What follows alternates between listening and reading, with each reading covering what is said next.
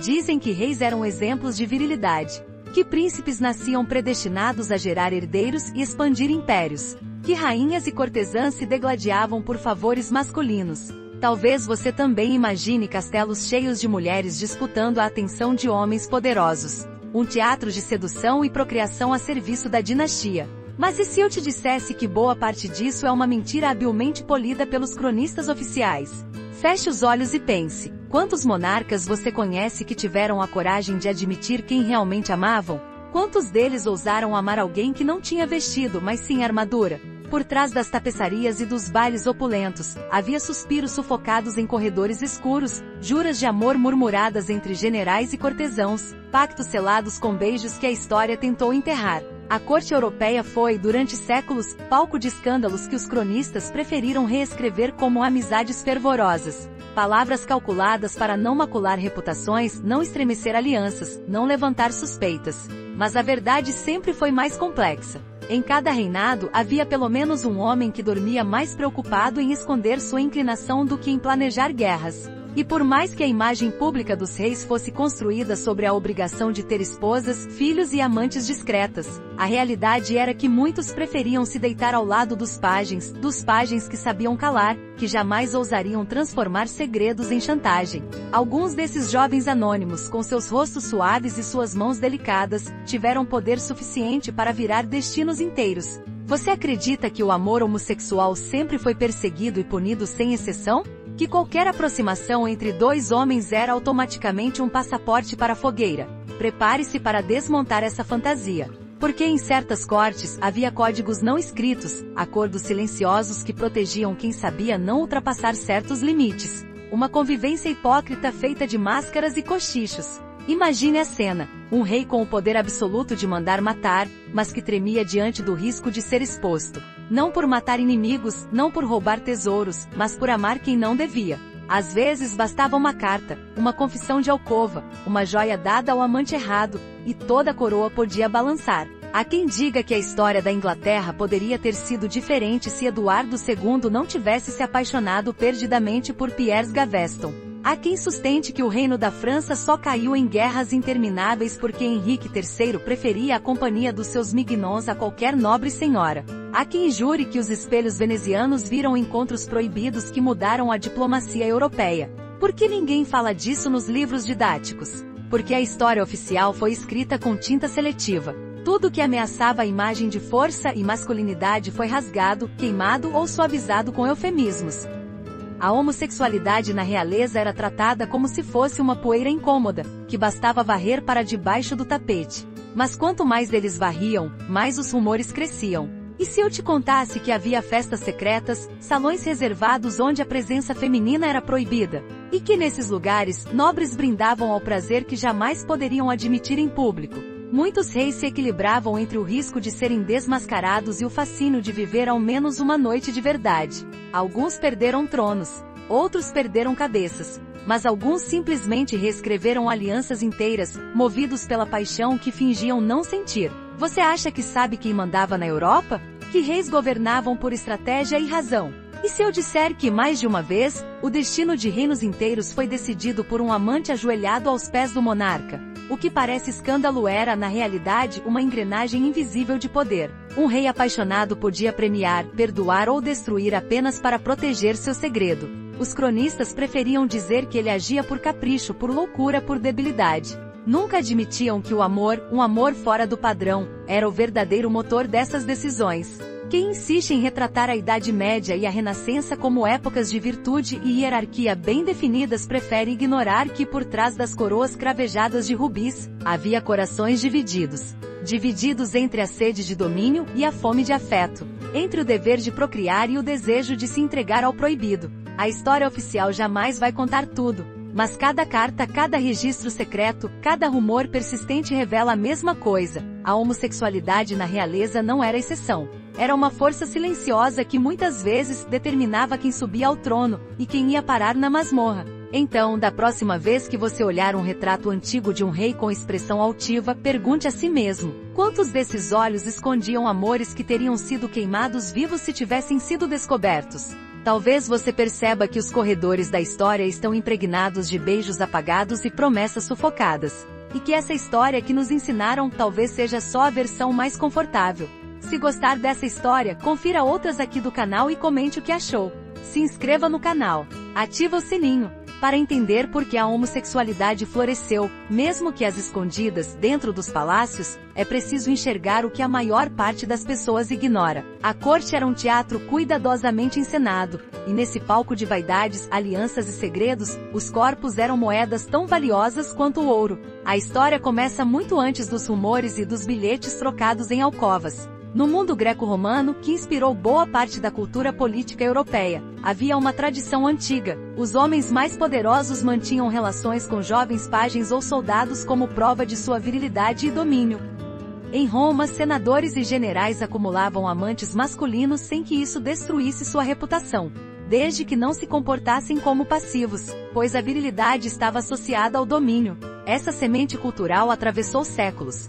Quando a cristandade se consolidou, a homossexualidade passou a ser oficialmente condenada pela Igreja. Mas mesmo sob o peso dos decretos papais, a prática não desapareceu. Ela apenas se deslocou para os cantos mais escuros dos castelos.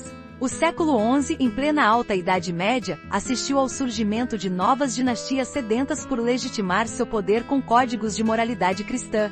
Reis e rainhas precisavam exibir pureza e fertilidade. Só que por trás das procissões religiosas, muitos mantinham hábitos herdados de tradições antigas, hábitos que envolviam ligações sentimentais e sexuais com pessoas do mesmo sexo. Essa contradição alimentou uma hipocrisia que se tornaria uma constante por séculos. A coroa precisava parecer virtuosa diante do clero e do povo, mas, ao mesmo tempo, era comum que o convívio intenso entre jovens nobres, pajens e soldados criasse vínculos profundos e, às vezes, inconfessáveis. Os reis eram educados longe das mães, cercados por tutores, confessores e companheiros de armas. Cresciam em dormitórios coletivos, treinavam juntos, sangravam lado a lado nos campos de batalha. E nesse ambiente de cumplicidade, não raro surgia algo que ultrapassava a amizade. A homossexualidade real, portanto, não era apenas capricho individual. Era um produto direto da organização social. Quando se herda o trono aos 12 ou 14 anos, quando se passa a juventude inteira isolado em fortalezas, é natural que se busque afeto nos únicos que compartilhavam o mesmo destino, outros rapazes presos na mesma teia dourada. Mas havia ainda outro elemento que ajudou a perpetuar esses relacionamentos: a política de casamentos arranjados.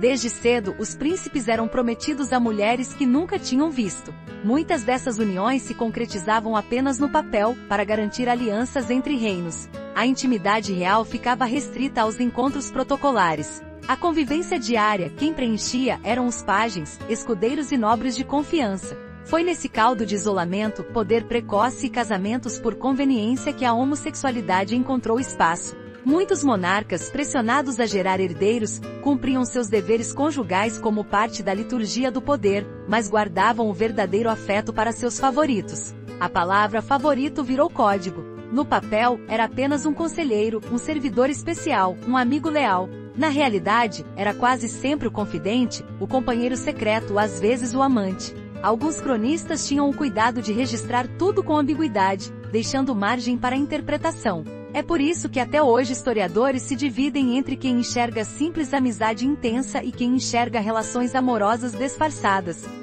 Mas quando se reúnem as cartas, as anotações de embaixadores estrangeiros e as crônicas proibidas, o retrato é muito mais nítido. No século XIV, por exemplo, a corte francesa vivia num balé de tensões entre a necessidade de manter aparências e a realidade de reis que cultivavam círculos masculinos íntimos. Quando Felipe IV tentava consolidar o poder absoluto, seu filho Luís X cresceu testemunhando encontros secretos entre cortesãos. Enquanto isso, na Inglaterra, Eduardo II fazia questão de dar a Piers Gaveston não só títulos e terras, mas também gestos de carinho que escandalizavam seus barões. Alguns diziam que Gaveston tinha mais poder do que a rainha, e talvez tivessem razão. Mas não se engane pensando que esses casos eram isolados. Durante o Renascimento, com o florescimento das artes e o contato intenso com tradições clássicas, muitos monarcas passaram a ver a homossexualidade não apenas como tentação carnal, mas como uma forma refinada de afeto. Na Florença dos Médici, o patrocínio de artistas muitas vezes vinha acompanhado de ligações pessoais que só terminavam na cama.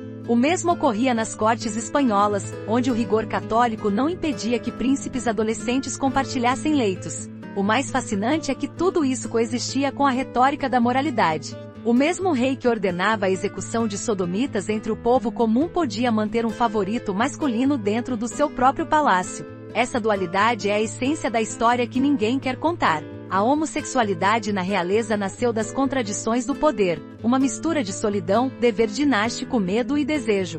E se você acha que era só uma questão de atração física, está enganado. A intimidade secreta entre reis e seus favoritos criava alianças que influenciavam decisões militares, tratados diplomáticos e guerras inteiras. Alguns historiadores afirmam que parte da intransigência de Eduardo II diante da nobreza vinha da necessidade de proteger Gaveston a qualquer custo. Da mesma forma, há quem diga que o apego de Henrique III aos seus Mignon levou a traições internas que precipitaram conflitos que assolaram a França por décadas. A origem desse fenômeno, portanto, não está só no desejo. Está no modo como o poder se constrói e se sustenta. Reis eram obrigados a ser símbolos de fertilidade, mas eram, acima de tudo, homens isolados. E o isolamento, combinado ao privilégio de fazer, e encobrir, o que quisessem, criou o ambiente perfeito para amores clandestinos. Essa é a semente esquecida que brotou nos salões e moldou silenciosamente a história que hoje fingimos não ver. Imagine acordar antes do nascer do sol em um quarto gelado, com tapeçarias coloridas tentando conter o frio que escorria pelas paredes de pedra. O primeiro som não era o canto de pássaros, mas o arrastar de botas sobre os ladrilhos e o murmúrio dos pajens preparando a bacia de água para lavar o rosto do rei. Enquanto a maioria via nesse ritual apenas um detalhe da rotina cortesã, poucos percebiam que ali começava um delicado jogo de olhares e silêncios, onde cada gesto podia ser um convite, uma confissão ou um pacto de silêncio. Na corte, o cotidiano dos monarcas e seus favoritos era uma coreografia milimetricamente ensaiada. Ainda que o povo imaginasse reis rodeados por mulheres, muitas vezes quem realmente partilhava as manhãs eram os pajens e escudeiros, responsáveis por vesti-los com as túnicas de veludo, afivelar as espadas e pentear os cabelos com escovas de crina. O contato físico fazia parte da rotina, um contato que, em muitos casos, se prolongava no escuro dos aposentos. O dia começava com uma refeição simples, pão fresco, queijo, alguma carne salgada e vinho diluído. Comer não era só nutrir o corpo, era também um momento de aproximação. Alguns favoritos tinham o privilégio de sentar-se próximos ao trono portátil durante a refeição, partilhando confidências enquanto os servos fingiam não ouvir. Os registros indicam que certos reis mandavam trazer pequenos banquinhos apenas para que o amado se acomodasse aos seus pés. Um gesto simbólico que dizia tudo sem dizer nada. Depois do desjejum, vinham as audiências públicas e os conselhos de Estado. Mas mesmo entre decretos e discussões militares, havia tempo para bilhetes trocados, toques fugazes na mão enluvada, olhares que não precisavam de palavras. O poder se exercia de maneira visível, coroas, mantos, cetros, e também de maneira invisível, através de intimidades que corriam pelas veias do palácio. Os aposentos eram compartimentados por pesadas cortinas e portas secretas. O favorito raramente dormia no quarto principal, mas muitas vezes ocupava um espaço contíguo, separado apenas por um biombo. Durante as madrugadas, enquanto as tochas se extinguiam nos corredores, não era raro que passos suaves cruzassem o mármore frio até desaparecerem atrás de tapeçarias. À luz de velas, essas visitas se transformavam em refúgios contra a solidão. A higiene era um espetáculo à parte. Em tempos em que os banhos completos eram raros, preferindo-se lavagens parciais com panos úmidos e perfumes, a intimidade ganhava contornos ainda mais intensos. O ato de ajudar o rei a despir a camisa, de limpar suas costas, de perfumar seu corpo, era ao mesmo tempo serviço e ritual de devoção. E se algum servo entrasse sem bater, bastava um olhar para que tudo fosse interpretado como simples rotina. Os quartos guardavam baús com lençóis de linho, capas pesadas para as noites de inverno e peças de roupa interior bordadas com iniciais. Muitos desses objetos se tornavam presentes discretos entre o monarca e seu confidente. Uma luva perfumada, um medalhão, um pequeno livro de orações com dedicatória, recordações que viajavam escondidas nas mangas das túnicas. E quando o rei partia para campanhas militares, levava esses símbolos como talismãs. O convívio prolongado criava códigos. Alguns chamavam seus favoritos de irmão de coração. Outros inventavam nomes secretos, usados apenas em bilhetes lacrados com cera vermelha. E havia também quem desenvolvesse sinais discretos, um anel rodado no dedo, uma pena branca presa no cinto, para marcar encontros noturnos. As refeições oficiais eram longas e cheias de cerimônia, mas havia momentos reservados em pequenas antecâmaras onde se comiam frutas cristalizadas, queijos raros e vinhos caríssimos importados da Península Ibérica. A gula, assim como o desejo, tinha seu próprio espaço na vida de palácio. Entre uma taça e outra, confidências brotavam, promessas se renovavam e pactos se selavam. No aspecto da saúde, havia riscos constantes. A vida em castelos úmidos favorecia doenças respiratórias e infecções. Epidemias varriam cidades inteiras, e mesmo reis não estavam a salvo. Quando o monarca adoecia, o favorito podia ser o único autorizado a permanecer ao lado de seu leito, segurando sua mão até o último suspiro. Essa proximidade, negada até mesmo aos irmãos legítimos, era uma prova de que havia laços muito mais profundos do que a corte ousava admitir. O vestuário também carregava símbolos. Enquanto o rei usava mantos bordados com brasões, o favorito podia ostentar cores específicas, às vezes o mesmo tom de azul ou vermelho que indicava a predileção real. A moda funcionava como mensagem cifrada. Bastava ver quem usava o anel presenteado pelo monarca para saber quem ocupava o coração do poder. Na guerra, esse vínculo não se rompia. Quando partiam em expedições, o favorito dormia em tendas vizinhas, compartilhando estratégias e temores. Alguns relatos mencionam reis que se negavam a partir antes de receber um beijo de despedida, beijo descrito nos registros como ato de devoção, quando na verdade era muito mais do que isso. No dia a dia também havia medo. Cada visita noturna podia gerar boatos. Cada presente podia ser interceptado por espiões. Cada confissão podia cair em mãos erradas. Viver esse amor secreto era como caminhar por uma ponte estreita sobre o abismo. Um passo em falso e tudo desabava. Mas apesar do risco, a rotina seguia. Porque no fundo, por trás da coroa, o rei também era homem. Também tremia de medo. Também desejava ser amado sem julgamento. E nesse cotidiano de dever e perigo, a homossexualidade se tornou uma sombra constante, tão presente quanto negada. Se hoje a história parece limpa e reta, é apenas porque muitos dos detalhes mais humanos foram arrancados de suas páginas. Mas quem vasculha as cartas escondidas, as crônicas silenciadas e os objetos guardados em cofres antigos, descobre outra história, a de homens que viviam uma rotina tão perigosa quanto necessária. Imagine o salão de um palácio iluminado por candelabros imensos, com mais de 300 velas queimando ao mesmo tempo. O calor se misturava ao perfume intenso de corpos lavados apenas de tempos em tempos. Mulheres com vestidos armados em sedas coloridas, homens trajando capas forradas de peles raras e, ao fundo, músicos tentando se fazer ouvir no tumulto de vozes ansiosas por mexericos. Nesse tablado de aparência impecável bastava um olhar atravessado, um cumprimento demorado demais, para que boatos surgissem como ervas daninhas. Para o povo comum, a realeza era um ideal de virtude e disciplina. Mas dentro dos muros, quem de fato vivia na corte sabia que cada gesto era observado com olhos ávidos. Um favorito que recebia atenção em demasia se tornava objeto de inveja, especulação e intriga. Alguns eram alvos de difamação implacável. Diziam que usavam poções para enfeitiçar o rei, que praticavam artes proibidas, que roubavam cofres reais. Era mais fácil acusá-los de feitiçaria que admitir uma paixão proibida. No entanto, nem sempre o desprezo era a única reação. Muitos favoritos despertavam respeito profundo, não só pelo afeto que inspiravam no monarca, mas também pelo poder silencioso que exerciam. Eles podiam interceder por famílias inteiras, conceder perdões, acelerar julgamentos, garantir nomeações. Para cortesãos ambiciosos, aproximar-se deles era uma estratégia de sobrevivência. Era comum que nobres entregassem presentes caros ao amante do rei na esperança de conquistar favores. Essa relação ambígua oscilava entre repulsa moral e necessidade política. Por trás das portas ornamentadas, a realidade era um teatro de alianças e rivalidades. As rainhas, embora oficialmente consortes, muitas vezes preferiam fingir ignorância. Algumas cultivavam amizade com os favoritos, aceitando o arranjo como inevitável. Outras, porém, nutriam ódio tão profundo que se tornava um veneno destilado em cada recepção oficial. Há registros de rainhas que se recusavam a sentar à mesa com o amante do marido, preferindo se recolher em seus aposentos enquanto o salão fervilhava de sussurros. Em algumas cortes, a homossexualidade era vista como vício importado de nações rivais. Na Espanha do século de ouro, comentava-se que os franceses eram decadentes por permitirem que seus reis cultivassem amizades suspeitas.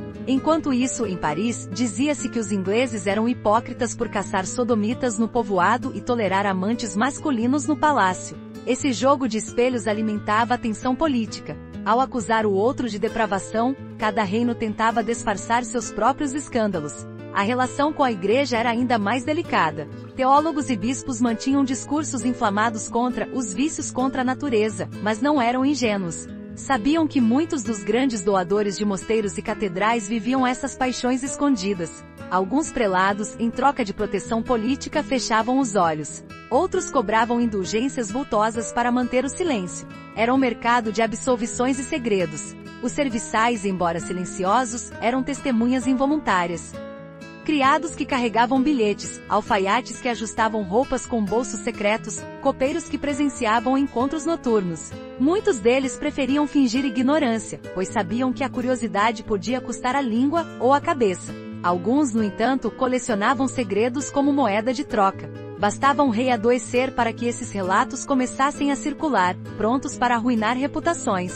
Entre os outros nobres, a presença de um favorito podia provocar ressentimento profundo. Era comum que veteranos da guerra se sentissem humilhados ao verem jovens sem experiência militar ascendendo a títulos e propriedades. Para justificar o desprezo surgiam boatos de sodomia, feitiçaria, covardia. Mas ao mesmo tempo, poucos tinham coragem de enfrentar esses protegidos abertamente. Afinal, eles tinham acesso ao ouvido real. As festas eram o cenário preferido para medir quem realmente tinha influência. Bastava observar quem se aproximava do trono, quem ousava cochichar ao pé do ouvido do monarca, quem recebia sorrisos prolongados. A etiqueta era cheia de regras não escritas. Se o favorito fosse convidado a sentar-se, era um sinal claro de prestígio. Se fosse mantido de pé, mas sempre por perto, ainda assim era um aviso de que tinha poder. E se desaparecesse por semanas, todos entendiam. A corte fervilhava com especulações sobre sua queda. Apesar das aparências de frivolidade, essa dinâmica tinha consequências muito concretas.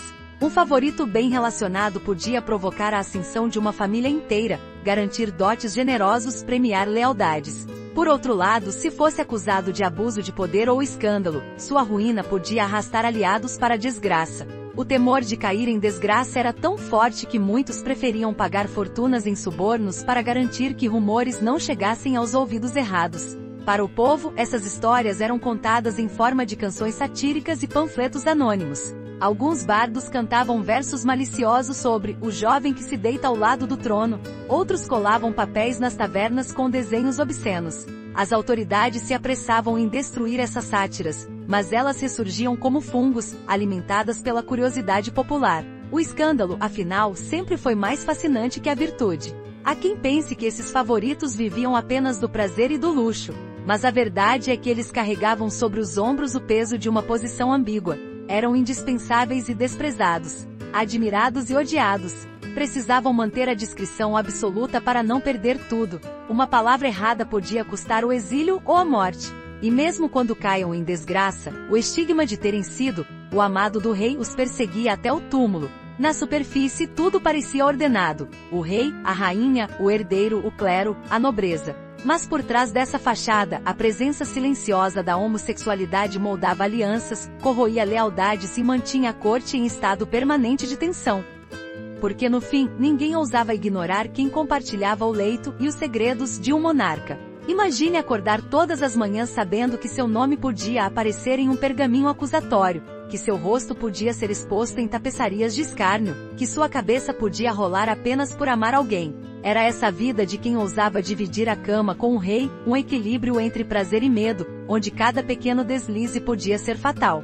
Os riscos começavam no momento em que o afeto se tornava evidente. Um anel oferecido em público, um elogio exagerado, uma dança que durava além do aceitável e pequenos sinais que, somados, se transformavam em provas de um relacionamento ilícito. E se havia algo que a corte sabia fazer com perfeição, era colecionar provas. O favorito vivia cercado de olhos atentos, prontos para notar cada gesto suspeito. Para proteger seus segredos, os amantes reais criavam códigos que pareciam saídos de romances de espiões. Usavam palavras inventadas que só eles entendiam. Marcavam encontros noturnos com sinais deixados em jarras de flores. Despachavam bilhetes que pareciam receitas médicas, mas que escondiam juras de amor. Ainda assim, nenhum sistema era prova de traição. bastava que um criado mal pago se aproximasse de um rival disposto a comprar informações. Se descobertos, os castigos variavam conforme o humor do rei, a força dos inimigos e o rigor do clero. Alguns favoritos eram banidos para castelos distantes, onde definham lentamente condenados ao esquecimento. Outros perdiam títulos, propriedades e qualquer direito de retornar à corte. E havia casos mais cruéis, execuções sumárias, sob acusação de conspiração, heresia ou sodomia, acusações que bastavam para arruinar uma família inteira. Um dos maiores temores era ser denunciado em público. Em tempos de inquisição moral, nada soava mais ameaçador do que uma confissão arrancada por tortura. Quando o medo tomava conta, muitos preferiam fugir. Há registros de favoritos que, ao perceberem que seriam acusados, desapareceram em direção a portos remotos, assumindo nomes falsos e vivendo como mercadores. Mesmo longe da forca, o estigma persistia. Ser apontado como o amado do rei significava carregar uma cicatriz social. A desonra se espalhava pelas cartas dos embaixadores, pelos rumores de mercado, pelos sermões dos padres. E sempre havia o risco de que algum documento sobrevivesse ao tempo. Uma carta escondida atrás de um painel, um diário esquecido numa arca, pronto para ressuscitar o escândalo anos depois. No coração da corte, o medo não era só de punição física. Era também o pavor constante de ser usado como instrumento de chantagem. Rivais políticos colecionavam relatos íntimos e ameaçavam expô-los caso o favorito ousasse interferir em negócios de Estado. Alguns desses documentos foram preservados nos arquivos reais, cobertos por selos de cera negra, como se a história quisesse sussurrar que o poder, ali, era mais frágil do que todos imaginavam. A igreja tinha suas próprias estratégias de contenção. Quando o clero suspeitava que um rei mantinha amantes masculinos, fazia visitas discretas para aconselhar. Alguns bispos ofereciam absolvição, em troca de doações generosas. Outros pressionavam para que o relacionamento fosse rompido imediatamente, sob pena de excomunhão velada. Mas havia também quem fingisse não ver, desde que a coroa continuasse financiando mosteiros e catedrais. Os riscos se multiplicavam quando a política externa entrava em cena. Embaixadores rivais colecionavam informações sobre os hábitos do rei. Sabiam que bastava divulgar uma carta comprometedora para enfraquecer tratados, atrasar casamentos diplomáticos e provocar revoltas internas. O boato de que o monarca preferia homens era arma poderosa em mãos inimigas. Às vezes, não era necessário nem que fosse verdade, apenas a suspeita bastava para destruir reputações. Para os favoritos, havia ainda outro perigo constante, a própria corte. Inveja, ciúme e ambição faziam de cada corredor um campo minado. Bastava que alguém os acusasse de encantar o rei para que surgissem acusações de bruxaria. Na França do século XVI, havia histórias de homens presos e torturados por supostamente usarem poções e feitiços afrodisíacos. O povo preferia acreditar em magia do que admitir que o rei simplesmente amava outro homem. Entre todas as ameaças, a mais cruel era a possibilidade de cair em desgraça sem aviso. Hoje amado, amanhã proscrito. O rei, pressionado pela nobreza, podia negar tudo, acusar o favorito de traição e expulsá-lo. Alguns, no desespero, tentavam suicídio para não viver na miséria e no opróbrio. Outros buscavam abrigo em cortes vizinhas, oferecendo segredos em troca de proteção. Para sobreviver, muitos favoritos desenvolveram estratégias de camuflagem. Mantinham casamentos formais com damas da corte, geravam filhos, frequentavam missas com expressão contrita. Mas bastava uma noite, uma visita atrás da tapeçaria para que a farsa balançasse. O segredo era uma chama sempre à beira de incendiar tudo. Seus quartos guardavam cofres com lembranças que podiam custar a vida, cartas perfumadas, retratos em miniatura, presentes com inscrições carinhosas. Alguns desses objetos só vieram à tona séculos depois, quando arqueólogos e historiadores abriram arcas seladas. Cada descoberta reacendia a pergunta: quantas cabeças caíram apenas por não amar quem se esperava? O risco era absoluto, mas ainda assim, eles continuavam. Porque o amor, mesmo clandestino, era mais forte que o medo. Talvez fosse isso que enfurecesse tantos moralistas. Que apesar de todas as ameaças, havia sempre quem preferisse viver a verdade por algumas noites, em vez de uma vida inteira de mentira. Nem todas as histórias de amor proibido terminaram em sussurros ou exílios pacíficos. Algumas acabaram no cadafalso, em guerras perdidas e em mortes que foram registradas nos anais da história como advertências silenciosas. Porque quando a homossexualidade se entrelaçava com o poder absoluto, o resultado podia ser devastador. Na Inglaterra medieval, ninguém imaginava que a inclinação afetiva de um rei pudesse desencadear uma guerra civil. Mas foi exatamente isso que aconteceu com Eduardo II.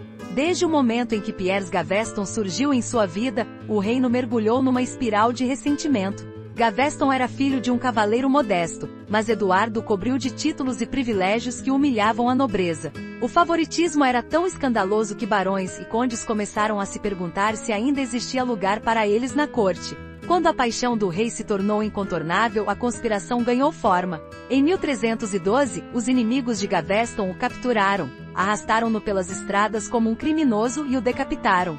Dizem que quando recebeu a cabeça ensanguentada do amado, Eduardo chorou como uma criança, mas não pôde mover um dedo para vingá-lo. Aquela execução foi um recado claro: o trono era forte, mas não forte o bastante para proteger quem ousasse desafiar a moralidade pública. Na França renascentista, Henrique III viveu uma tragédia diferente, mas não menos sombria. Rodeado por seus mignons, jovens favoritos descritos como vaidosos, perfumados e atrevidos, o rei passou a ser visto como símbolo de decadência. Seus adversários políticos fomentaram panfletos que o retratavam como um sodomita coroado, acusando-o de desprezar as virtudes guerreiras em nome de prazeres corruptos. Essas acusações não ficaram restritas à fofoca. Alimentaram uma atmosfera de ódio que culminou no assassinato de Henrique, esfaqueado por um fanático religioso em 1589. O punhal que atravessou seu corpo também carregava o peso de anos de humilhação pública e ódio moral. Na Península Ibérica, os inquisidores estenderam seus tentáculos até as cortes.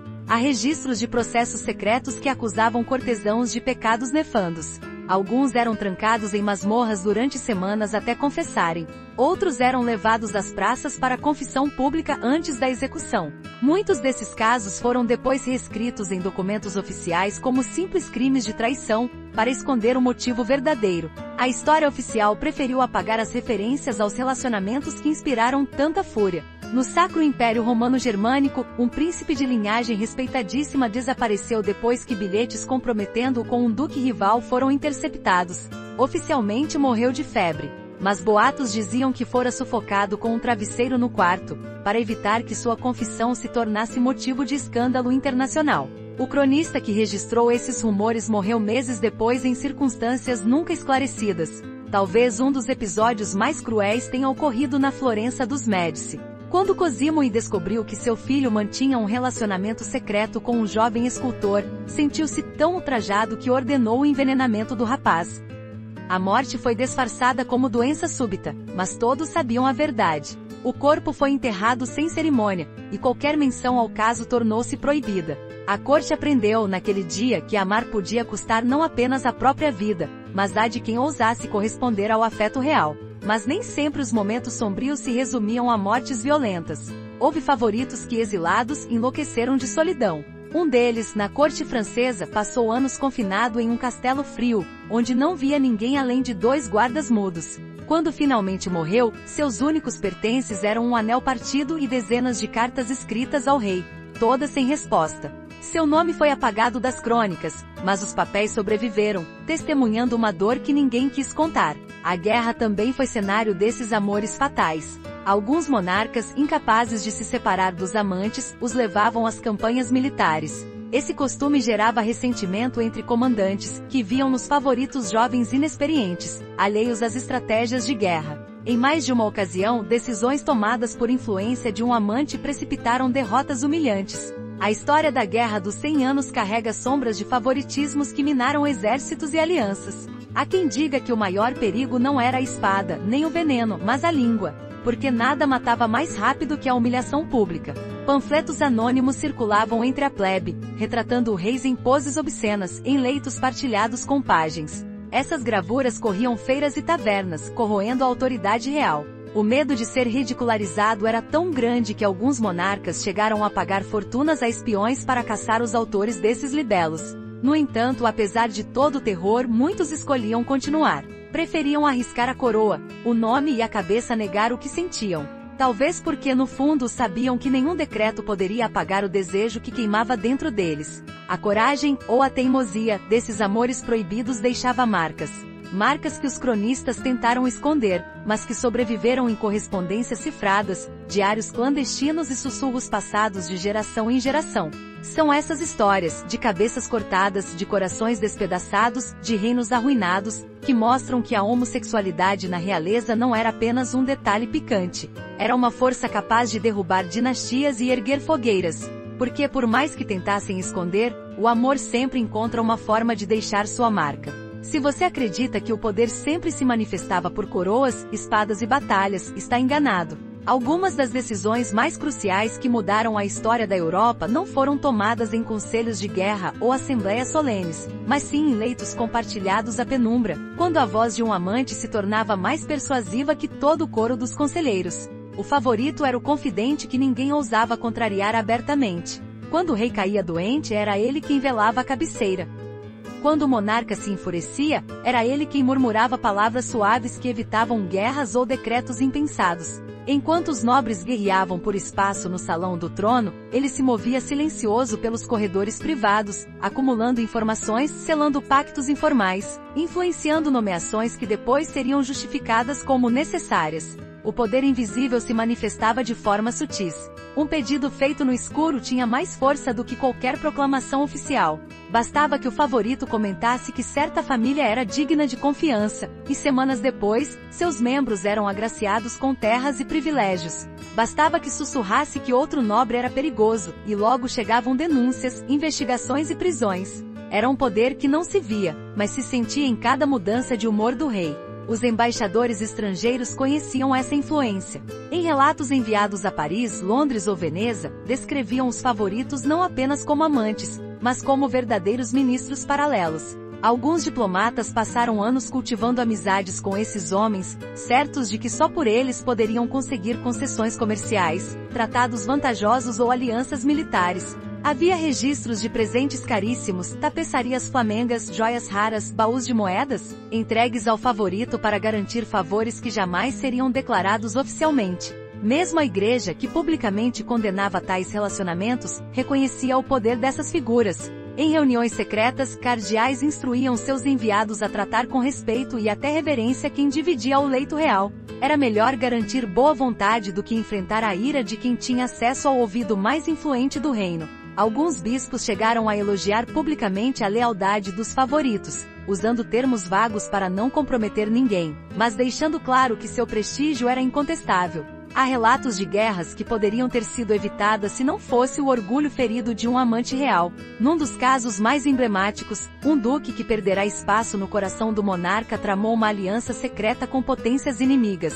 Quando o rei descobriu, mandou executar dezenas de supostos conspiradores, mas o dano já estava feito. O poder invisível que antes mantinha o Reino Unido havia se tornado uma faca cravada nas costas da coroa.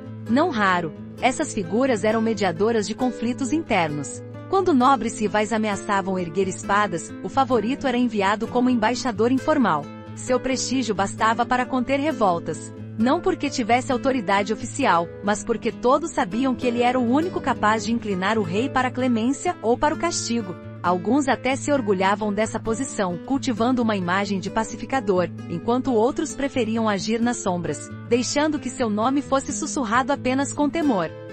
Por trás da aparência frágil de muitos desses homens, descritos como jovens delicados, perfumados, de modos suaves, escondia-se uma influência que pesava toneladas. Quando um favorito decidia apoiar um artista, esse artista ascendia. Quando decidia proteger uma família caída em desgraça, essa família ressurgia. Quando decidia destruir um adversário, raramente falhava. O poder invisível se consolidava também nos símbolos. Um anel com o brasão real oferecido em segredo funcionava como salvo-conduto para atravessar fronteiras, requisitar exércitos e assinar contratos. Alguns favoritos eram autorizados a usar selos pessoais que, na prática, tinham quase o peso do próprio selo real. Não era raro que documentos oficiais fossem redigidos sob a supervisão desses homens, mesmo que depois o monarca assinasse como se tivesse decidido tudo sozinho. Essa influência alimentava inveja, é claro. Os velhos nobres se irritavam ao ver jovens sem títulos antigos acumulando fortunas, castelos e comendas. Mas o mais perigoso era a suspeita de que essas decisões não se baseavam na razão de Estado, mas no afeto. Para muitos, era insuportável que o destino de milhões fosse decidido pelo capricho de um coração apaixonado. E em parte, estavam certos. Porque muitas vezes era exatamente isso que acontecia. Os momentos mais delicados surgiam quando o monarca se sentia ameaçado. Bastava um rumor de traição para que o poder invisível se tornasse pó. O mesmo rei que havia confiado segredos de Estado podia mandar prender seu amado. O favorito, que ontem decidia guerras, hoje tremia diante da acusação de conspirar. Alguns conseguiam salvar a própria pele, oferecendo provas de lealdade. Outros desapareciam nos labirintos das masmorras. Mas mesmo quando tudo se perdia, ficava o registro. Aquela influência havia moldado decisões que ninguém poderia desfazer. Ainda que a história oficial insista em negar, foram esses relacionamentos secretos que, em muitos casos, definiram fronteiras, coroaram aliados e derrubaram inimigos. O poder invisível era como uma teia. Você podia não vê-la, mas estava preso nela. E tentar ignorar seu alcance era cometer o maior erro de todos. Porque no fim, quem dividia o leito real dividia também o destino do reino. E bastava um sussurro na hora certa para mudar o rumo de toda uma nação. O poder dos amantes secretos parecia eterno. Durante séculos, reis e favoritos caminharam juntos pelos corredores do poder, tecendo alianças, acumulando fortunas, conspirando e por vezes, apenas amando em silêncio. Mas nenhuma era dura para sempre. E a lenta extinção desse fenômeno começou no mesmo lugar onde ele mais havia prosperado, nos palácios. No final do século XVII, a imagem da monarquia europeia já estava desgastada. O povo, exausto por guerras e impostos, começava a questionar não apenas a legitimidade do rei, mas também seus hábitos privados. A imprensa impressa que floresceu nesse período tornou impossível esconder tudo. Panfletos maldosos circulavam pelas feiras, contando histórias que antes morriam sufocadas nos corredores. As gravuras mostravam reis com seus favoritos em poses escandalosas. E pela primeira vez, essas imagens chegavam às mãos de qualquer camponês que pagasse algumas moedas. A França foi uma das primeiras a sentir o peso da exposição. Quando Luís XIV consolidou o absolutismo, transformou a corte num espetáculo controlado até o último detalhe. Cada gesto, cada banquete, cada ritual era pensado para projetar força e moralidade.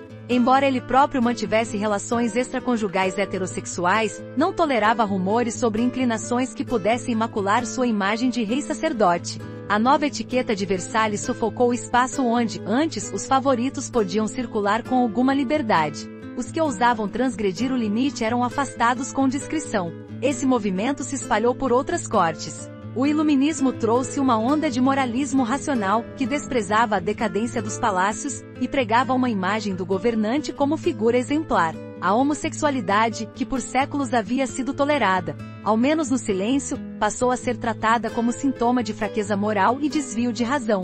Alguns reis, temendo perder apoio popular, começaram a cortar pela raiz qualquer boato que ameaçasse sua autoridade. Ao mesmo tempo, a própria sociedade mudou. A burguesia emergente se tornava cada vez mais poderosa e exigia governantes que representassem seus valores. Esses novos ricos desprezavam os luxos e a permissividade da nobreza. Para eles, não havia espaço para favoritos vestidos de veludo, recebendo anéis e propriedades como prova de um afeto proibido. O rei, antes senhor absoluto, agora era um funcionário público de luxo, observado de perto por súditos cada vez mais conscientes de seus direitos. Na Inglaterra, o parlamento ganhou força e passou a vigiar a vida do monarca com um zelo implacável. Quando rumores sobre amantes masculinos surgiam, eram usados como munição política.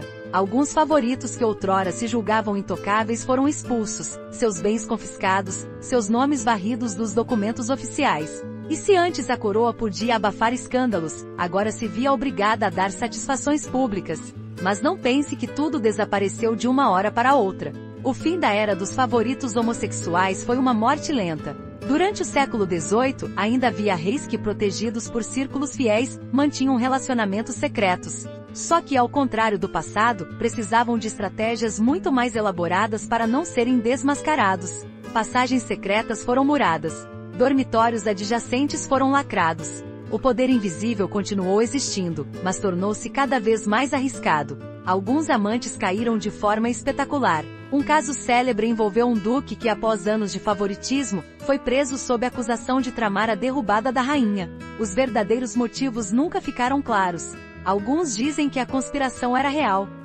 Outros sustentam que tudo não passou de um pretexto para eliminar o escândalo.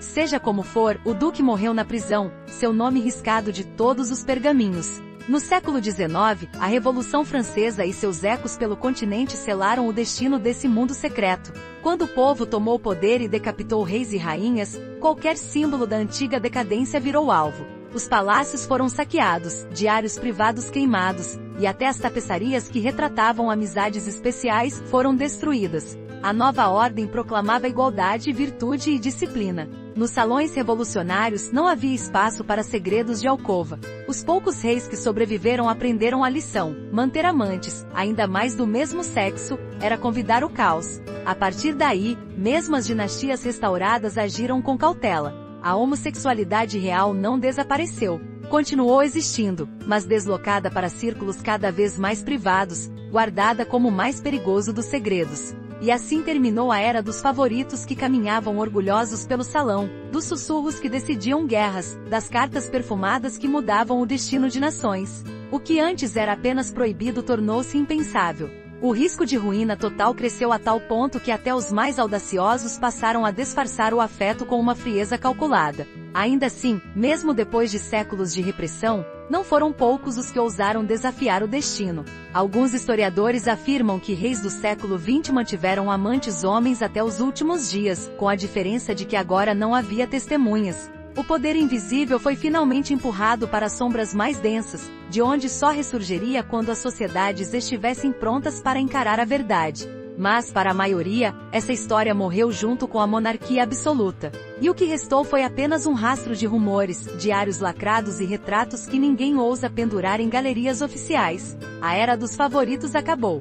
Mas as marcas que eles deixaram na política, na cultura e na alma dos que viveram seus amores clandestinos, jamais seriam apagadas completamente. Talvez a maior ironia seja esta: a história que tanto se esforçaram para apagar é a mesma que explica por que muitas dinastias caíram e outras permaneceram. Porque mais do que pactos e batalhas, foram os sentimentos humanos, os mesmos que preferimos fingir que não existem, que empurraram reis e reinos rumo à glória, ou à destruição. Olhando para trás, é impossível não perguntar: o que essas histórias revelam sobre nós? O que ensinam sobre o medo de assumir quem somos? Quando reis e favoritos dividiam segredos, eles faziam exatamente o que tantos ainda fazem hoje: criavam máscaras para sobreviver. Talvez eles não fossem os loucos. Talvez fossem apenas homens esmagados por expectativas tão pesadas que a única saída era amar em silêncio. Entre coroas e decretos havia corações em pânico.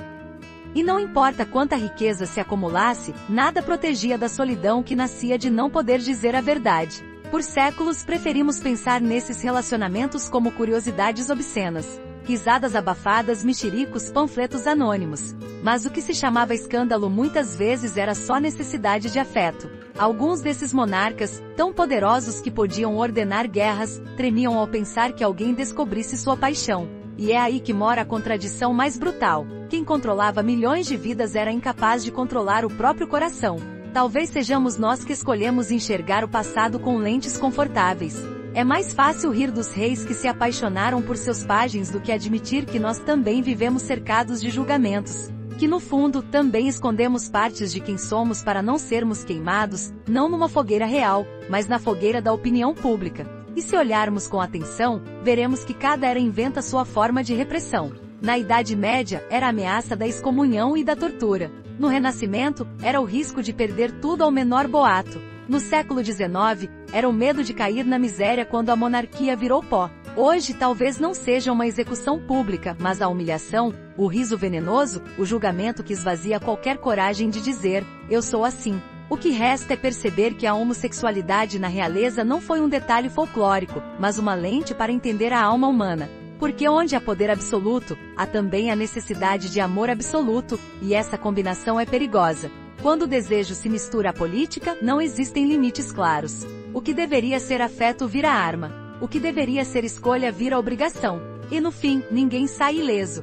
Por trás dos vitrais coloridos e das tapeçarias douradas, havia lágrimas que não constam nos registros oficiais. Havia promessas sussurradas que custaram reinos inteiros. E havia a certeza de que qualquer demonstração de ternura podia se tornar prova de traição. É essa a lição mais incômoda. O amor, por mais puro que fosse, era considerado ameaça mortal. Talvez hoje achemos que evoluímos, que não somos mais vítimas das mesmas hipocrisias. Mas será mesmo? Ou apenas trocamos os salões do trono pelos corredores das empresas, os trajes de veludo pelos ternos caros, e continuamos condenando quem ousa viver sua verdade? Quantas vezes você já engoliu uma parte de si mesmo para não perder o emprego, o respeito à família?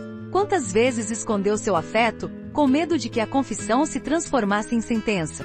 O passado sussurra que não somos tão diferentes daqueles reis que fingiam ter tudo sob controle. Talvez a única diferença seja que não usamos coroas, mas seguimos escravos das mesmas expectativas. O que nos parece ridículo hoje era sobrevivência ontem.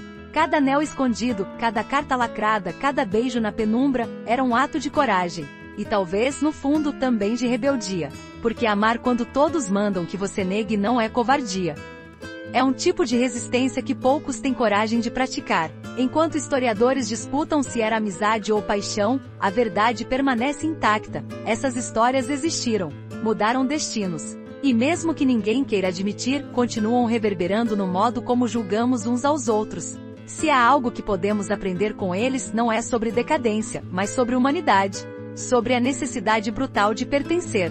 Sobre a fome de ser aceito sem precisar fingir. Quando reis corriam risco de vida para permanecer ao lado de seus amantes, não estavam apenas cedendo a um capricho. Estavam gritando que no fundo, todos nós preferimos perder tudo a viver uma mentira. Talvez sejamos nós os verdadeiros hipócritas, fingindo que somos mais livres, mais evoluídos, mais justos. Mas se ainda medimos o valor de alguém pelo que ele faz na cama, então pouco mudou. E enquanto continuarmos temendo nossa própria verdade, continuaremos prisioneiros de correntes invisíveis, tão pesadas quanto as que arrastaram tantos favoritos ao fundo das masmorras. O passado nos observa silencioso, perguntando se teremos coragem de aprender alguma coisa. Ou se continuaremos rindo dos amores alheios, para não encarar o vazio dos nossos próprios corações. Feche os olhos por um instante. Imagine nascer numa cama de linho bordado, com o destino decidido antes mesmo de você dar o primeiro choro. Você é príncipe, ou herdeiro, ou aquele jovem nobre escolhido para servir o futuro rei. Tudo em volta de você brilha, os vitrais, as coroas, os tapetes que cobrem o frio das pedras. Mas nenhuma dessas coisas pode protegê-lo do que sente quando, no fundo da noite, seu coração bate por quem não deveria. Pense na infância passada entre tutores e padres, ouvindo sermões sobre virtude e dever. Pense nos anos de aprendizado, quando ensinaram você a comandar exércitos, a falar línguas estrangeiras, a governar súditos.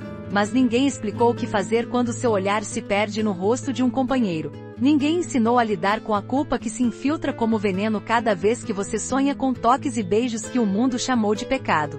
Imagine acordar todos os dias sabendo que seu nome carrega o peso de uma dinastia. Que seu corpo não é seu, pertence ao trono, à igreja, ao povo. Que cada gesto seu será observado, registrado e comentado por séculos. E que, apesar de tudo isso, você não consegue sufocar a chama que queima quando seu favorito cruza a soleira do seu quarto. E se fosse você o rei, e descobrisse que o único ser humano capaz de lhe oferecer paz era também o motivo da sua possível ruína? Teria coragem de manter esse amor, sabendo que poderia perder tudo?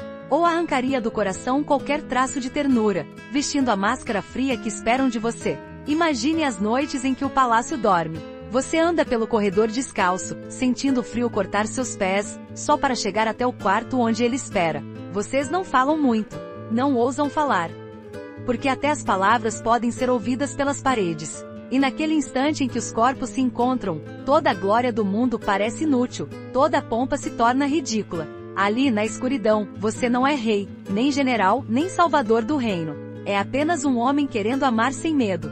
Mas e se alguém descobrir? E se aquele servo que fecha a porta à noite decidir contar tudo? E se o bispo que fingia não ver resolver fazer um sermão contra o vício? Você teria forças para enfrentar o julgamento público? Para ver seu nome transformado em panfleto? Para assistir ao seu amante ser arrastado até a prisão enquanto o povo aplaude a purificação do trono? E se chegasse o dia em que precisasse escolher, renunciar ao amor ou renunciar ao poder? O que faria? Entregaria seu coração à forca só para não viver na mentira?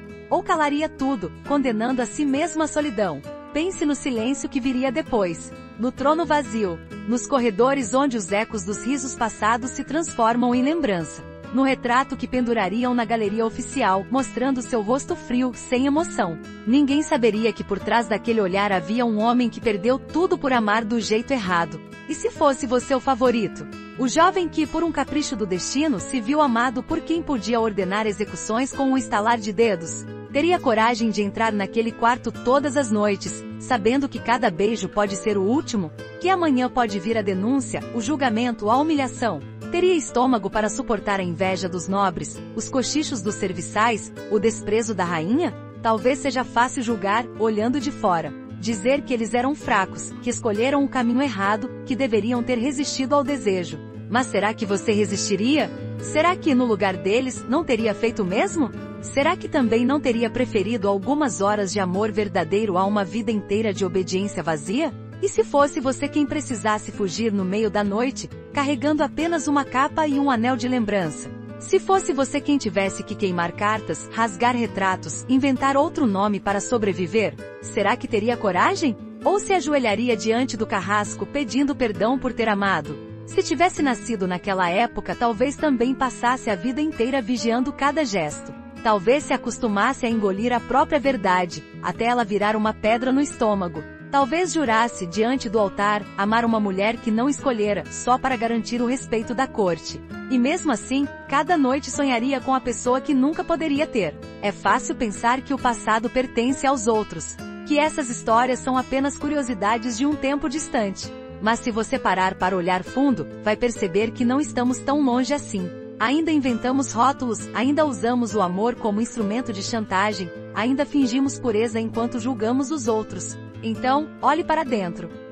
Pergunte a si mesmo, se você nascesse naquela época, teria coragem de viver sua verdade? Ou escolheria a mentira confortável, a segurança vazia, a aparência sem alma? Será que sobreviveria sendo um deles? Ou acabaria traindo seu próprio coração, só para manter o mundo satisfeito? E se um dia, você acordasse no lugar deles com todo o peso da história nos ombros, o que faria? O silêncio responde. E talvez seja a resposta mais honesta de todas. Se gostou dessa história, confira outras aqui do canal e comente o que achou. Se inscreva no canal. Ativa o sininho. Tchau!